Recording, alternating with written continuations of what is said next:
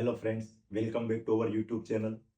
આપણે medical education સિરીઝમાં વાત કરી રહ્યા છીએ ડાયાબિટીસ વિશે. મિત્રો, ડાયાબિટીસની અંદર આપણે જાણીએ છીએ કે દવા ઉપરાંત પણ અન્ય પરેજી ખૂબ જ અગત્યની છે. ડાયાબિટીસના ઘણા બધા દર્દીઓ કે વ્યક્તિઓ ડાયાબિટીસની પરેજી રાખવા માટે તૈયાર હોય છે, પરંતુ તેમની પાસે સાચી, યોગ્ય અને વૈજ્ઞાનિક માહિતી ન હોવાના કારણે અને ખોટી ગેરમાન્યતાના કારણે એમનું ડાયાબિટીસ કંટ્રોલ કરી શકતા હોતા નથી.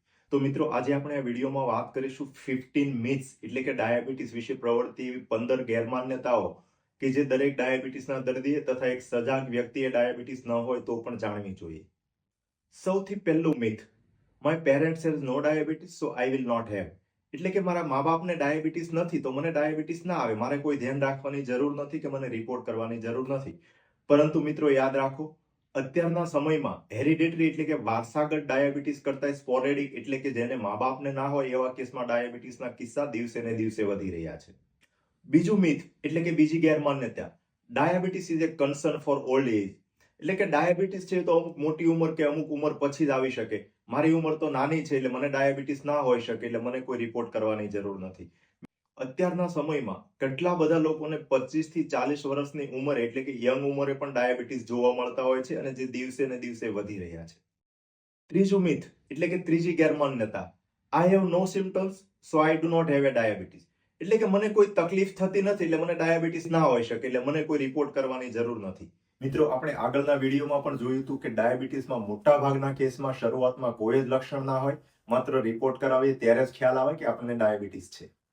ચોથી ગેરમાન્યતા, હું વધુ ગળ્યું એટલે કે શુગર વાળું જમતો નથી તો મને ડાયાબિટીસ ના હોઈ શકે. મિત્રો, એ વાત તદ્દન ખોટી છે. વધુ ગળ્યું જમવાથી ડાયાબિટીસ થાય એવું ના હોય. હા, થોડું કન્ટ્રીબ્યુટિંગ ફેક્ટર ખરું, પરંતુ ડાયાબિટીસ થયા પછી વધુ ગળ્યું જમવાથી વધુ શુગર વધી શકે, પરંતુ વધુ શુગરી ખાવાથી એટલે કે ગળપણ ખાવાનો શોખ હોય અને ડાયાબિટીસ થાય અને ના જમતા હોય અને ડાયાબિટીસ ના હોય એવું બિલકુલ જરૂરી નથી. પાંચમી અને સૌથી કોમન ગેરમાન્યતા, herbal can cure diabetes and there is no side effect. એટલે કે આયુર્વેદિક દવાઓ છે ડાયાબિટીસ મટાડી શકે અને આયુર્વેદિકની કોઈ સાઇડ ઇફેક્ટ નથી હોતી. મિત્રો, આ સૌથી કોમન ગેરમાન્યતા છે. કોઈ જ દવાથી ડાયાબિટીસ મટી ના શકે, કંટ્રોલ થઈ શકે. હા, તમારી યોગ્ય લાઇફસ્ટાઇલ એટલે કે યોગ્ય જીવનશૈલી હોય, પૂરતી કસરત કરો, આહારમાં ધ્યાન રાખો તો ચોક્કસ ડાયાબિટીસ કંટ્રોલ થઈ શકે, ઇવન મટી પણ શકે. પરંતુ મિત્રો, કોઈ હર્બલ દવાથી કે એલોપેથિક દવાથી ડાયાબિટીસ મટી ના શકે. અને ખાસ યાદ રાખો, હર્બલ દવાઓ પણ સાઇડ ઇફેક્ટ વગરની ના હોય. બહુ બધા દર્દીને લોંગ ટર્મ સાઇડ ઇફેક્ટ અને બહુ ગંભીર સિરિયસ કહી શકાય એવી સાઇડ ઇફેક્ટ પણ જોવા મળતી હોય છે. જે રીતે આયુર્વેદિક દવાની અસર પણ ધીમે ધીમે થાય એ જ રીતે સાઇડ ઇફેક્ટ પણ સ્લોલી થતી હોય. તો હર્બલ મેડિસિન છે એની કોઈ સાઇડ ઇફેક્ટ નહીં હોય એ માનવું એ એક ગેરમાન્યતા છે.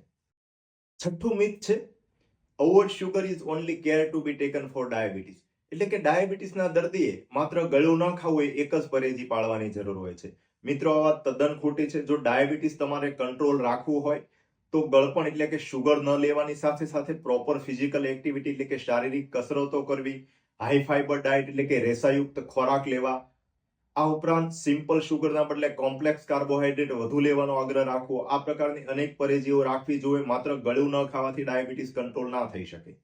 મિત્રો, સાતમી ગેરમાન્યતા એટલે કે સાતમું મિથ છે, diabetic patient can not eat fruit. એટલે કે ડાયાબિટીસના દર્દીઓ ફ્રૂટ ના ખાઈ શકે. મિત્રો, આ તદ્દન ખોટી ગેરમાન્યતા છે. ડાયાબિટીસના દર્દીએ તો હાઈ ફાઈબર ડાયટ એટલે કે રેસાયુક્ત ખોરાક લેવો જોઈએ. ઘણા બધા ફ્રૂટ્સ એવા છે કે જેની અંદર ગ્લાયસેમિક ઇન્ડેક્સ એટલે કે શુગરનો લોડ ઓછો હોય, ઉપરાંત ફાઈબર પુષ્કળ પ્રમાણમાં હોય. આ ઉપરાંત વિટામિન મિનરલ્સ પણ ફ્રૂટની અંદર ઘણા બધા વધુ હોય. તો ડાયાબિટીસના દર્દી ચોક્કસ ફ્રૂટ ખાઈ શકે. મિત્રો, આપણે ડાયાબિટીસના દર્દીએ કેવા ફ્રૂટ લેવા જોઈએ, કેટલા ફ્રૂટ લેવા જોઈએ, કયા ફ્રૂટ વધુ પ્રમાણમાં લેવા જોઈએ, કયા ફ્રૂટ છે મીડિયમ પ્રમાણમાં એટલે કે મધ્યમ પ્રમાણમાં લઈ શકાય, એનો ડિટેલ બનાવતો ખૂબ જ સરસ વિડીયો મૂક્યો છે. જો તમે ના જોયો હોય તો ચોક્કસ જોઈ લેશો, જેની લિંક આપણે ડિસ્ક્રિપ્શન બોક્સમાં મૂકેલી છે. આઠમી ગેરમાન્યતા અને એટલે કે આઠમી ભૂલ, ઘણા બધા ડાયાબિટીસના દર્દીઓ એવું માનતા હોય કે જ્યારે આપણે કોઈ લગ્ન પ્રસંગે કે કોઈ ઉત્સવમાં આપણે વધારે ગળ્યું ખાવું હોય તો આપણે ટેબ્લેટ છે એનો ડોઝ કે ઇન્સ્યુલિનનો ડોઝ વધુ લઈ લઈએ એટલે આપણે ગળ્યું ખાઈ શકીએ. એટલે કે નોર્મલ જો આપણે એક ટેબ્લેટ લેતા હોઈએ તો આપણે ગળ્યું કે મીઠાઈ ખાધી હોય ત્યારે આપણે એકના બદલે 1.5 કે 2 ટેબ્લેટ લઈએ અથવા તો ઇન્સ્યુલિનના અમુક યુનિટ્સ વધુ લઈએ તો આપણું કામ થઈ શકે. પરંતુ મિત્રો, આ ખૂબ જ ખોટી ગેરમાન્યતા છે. આ રીતે કરવાથી તમારું શુગરનું ફ્લક્ચ્યુએશન વધુ થતું હોય અને શરીર માટે સામુનું વધુ ખરાબ અસર કરતું હોય છે. તો મિત્રો, આવું ક્યારેય ના કરવું. ગળપણ ખાય અને વધુ ડાયાબિટીસનો ડોઝ લઈ લેવો એ બિલકુલ યોગ્ય નથી. મિત્રો 9મી ગેરમાન્યતા છે anti diabetic medicine is habit forming. એટલે કે ડાયાબિટીસની દવાઓની આદત પડી જાય, આપણે એકવાર ચાલુ કરીએ તો હંમેશા ચાલુ રાખવી પડે. મિત્રો, દવા છે હેબિટ ફોર્મિંગ નથી. ડાયાબિટીસ રોગ છે, ક્રોનિક ડિઝીઝ છે, એટલા માટે આપણે દવા હંમેશા ચાલુ રાખવી પડે. ઘણા બધા લોકો ડાયાબિટીસ તથા બ્લડ પ્રેશર માટે આવું જ માનતા હોય છે કે આપણે એક વખત દવા ચાલુ કરીએ તો દવા હંમેશા ચાલુ રાખવી જોઈએ, એટલે આપણે અમુક વર્ષો દવા ચાલુ ના કરવી.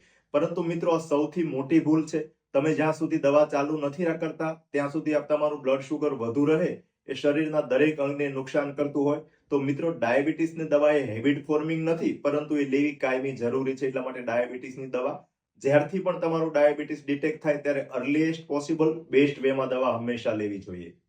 મિત્રો, 10મું મિથ એટલે કે 10મી ગેરમાન્યતા એવી હોય છે કે once you have started insulin you have to take insulin four life long.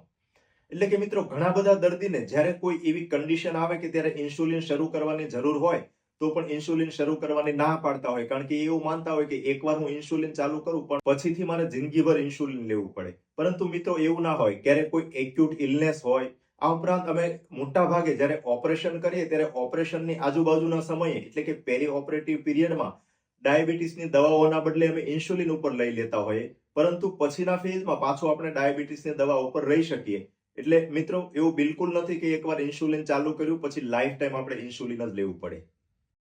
મિત્રો, નેક્સ્ટ અને 11મું મિથ એટલે કે 11મી ગેરમાન્યતા કે I can stop diabetic medicine once my sugar is control.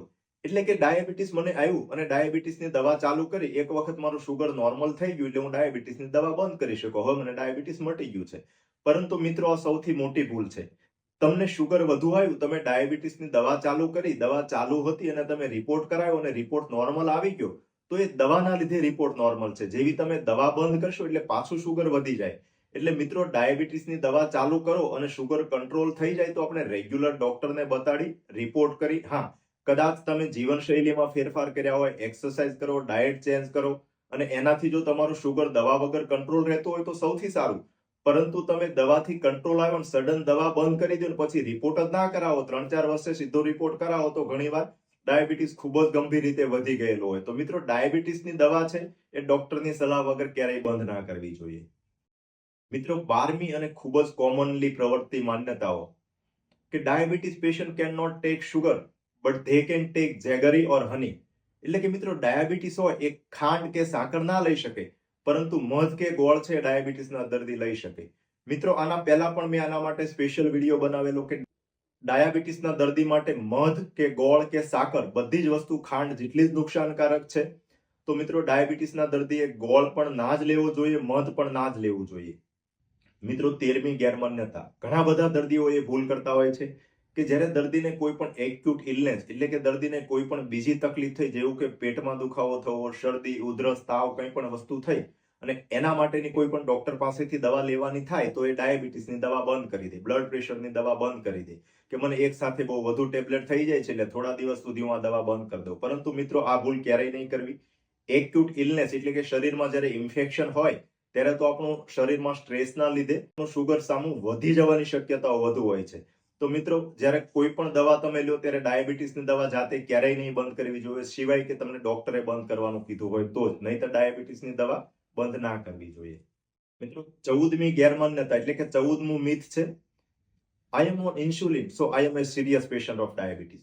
એટલે કે ઘણીવાર દર્દી એવા ગભરાતા હોય કે મને ઇન્સ્યુલિન ચાલુ કરવા પડે એટલે મારું ડાયાબિટીસ છે ખૂબ ગંભીર છે, એટલે કે હું ટર્મિનલ સ્ટેજમાં છું. મિત્રો, એવું બિલકુલ જરૂરી નથી. દરેક વ્યક્તિને ડાયાબિટીસ શરીરમાં ઇન્સ્યુલિનનું પ્રોડક્શન કેટલું થાય છે તથા ઇન્સ્યુલિન રેઝિસ્ટન્સ કેવો છે એના ઉપરથી એમને ઇન્સ્યુલિન કે ગોળી નક્કી થતું હોય. તો મિત્રો, ઇન્સ્યુલિન ચાલુ કરવું પડે તો મિત્રો, એનો અર્થ બિલકુલ એવો નથી કે તમે ખૂબ ગંભીર છો, સિરિયસ છો અથવા તો ટર્મિનલી ઇલ છો. મિત્રો, છેલ્લી અને 15મી ગેરમાન્યતા barefoot walking is helpful in diabetes. એટલે કે ઘણા બધા ડાયાબિટીસના દર્દીઓ એવી ખોટી ગેરમાન્યતામાં માનતા હોય છે કે ડાયાબિટીસના દર્દીએ ઉઘાડા પગે ચાલવાથી, પગમાં એક્યુપ્રેશર થવાથી ડાયાબિટીસમાં સુધારો થતો હોય છે. ખાસ કરીને ગાર્ડનમાં ખુલ્લા પગે ચાલવાની આદત હોય છે. મિત્રો, ધ્યાન રાખો, ડાયાબિટીસના દર્દીને સામાન્ય પગમાં ઈજા થઈ તો પણ ઇન્ફેક્શન થવાની શક્યતાઓ વધુ રહેતી હોય, જેના લીધે ડાયાબિટીક ફૂટ ઇન્ફેક્શન, ગેંગ્રીન જેવા ગંભીર રોગમાં પરિણમી શકે. તો મિત્રો, ડાયાબિટીસના દર્દીએ ક્યારેય બેરફૂટ ચાલવું ના જોઈએ, એટલે કે ઉઘાડા પગે ના ચાલવું જોઈએ. તો મિત્રો, આપણે આ વિડીયોમાં ડાયાબિટીસ વિશે પ્રવર્તિત 15 ગેરમાન્યતાઓ વિશે ચર્ચા કરી. જો મિત્રો આ વિડીયો તમને પસંદ આવ્યો હોય તો વિડીયોને લાઈક કરો, શેર કરો તથા અમારી ચેનલને સબસ્ક્રાઇબ કરો.